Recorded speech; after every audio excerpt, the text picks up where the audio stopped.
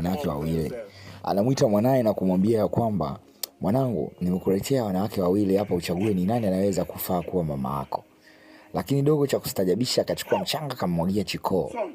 Chikoo akaonesha kukul, lakini babake alimaindi sana. Kwa nini mtoto ameanza kufanya hivi kwa wageni wangu? Na hawa ni moja kati ya watu ambao wanahitaji mmoja wao awe mama wake.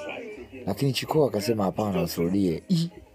Dogo bana ghafla akachukua tena mchanga akamwagia Chikee. Chikee akasema, wewe mtoto hivi kweli uko sawa? Kwa nini unanimwagia mchanga? Ni tabia gani umefunzwa na babako hizo? Wewe umefundisha tabia gani mwanao? Kwa nini unamwagia mchanga? Dingi akapaniki bana. Kwa nini unafanya? Mimi sielewi hata kwa nini amefanya hivi. Manzi aliendelea kumind, yani ana mind dogo.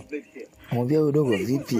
Kwa nini uko hivi? Yani mimi mama yangu, yani wewe ni bora usije ukanichagua mimi kuwa mama yako, kwa sababu wewe sitaacha kukupiga. Nitakupiga kila siku ukiwa na tabia hii.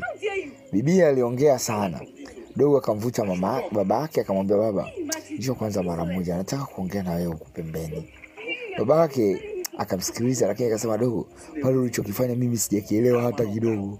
Ukarudia tena akianani na kuapia, lazima nitakunyosha adabu, kwa sababu hii issue uliyofanya ni ya kunitiisha aibu babako.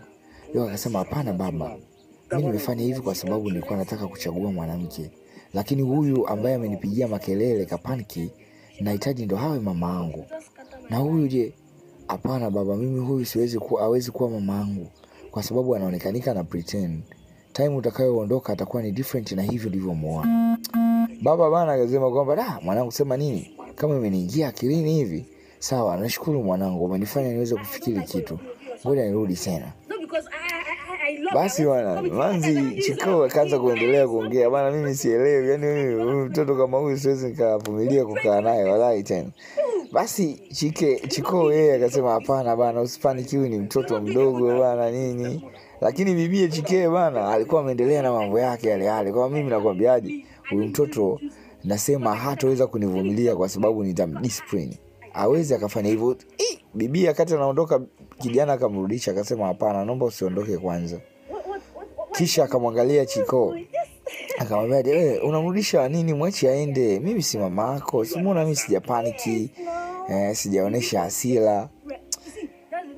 Bibi akamwambia, huyu anaweza kaa kweli mama yako kwa sababu anazipenda tabia hizi, lakini mimi siwezi nikapenda. Kijana akamwambia, hapana, huyu babangu nishamwambia. Jamaa akasema, hapana, hebu anza mwanangu achague kwamba ni nani ambaye anamtaka. Bibi akaendelea kuzungumza, lakini mtoto akaamua kusema kwamba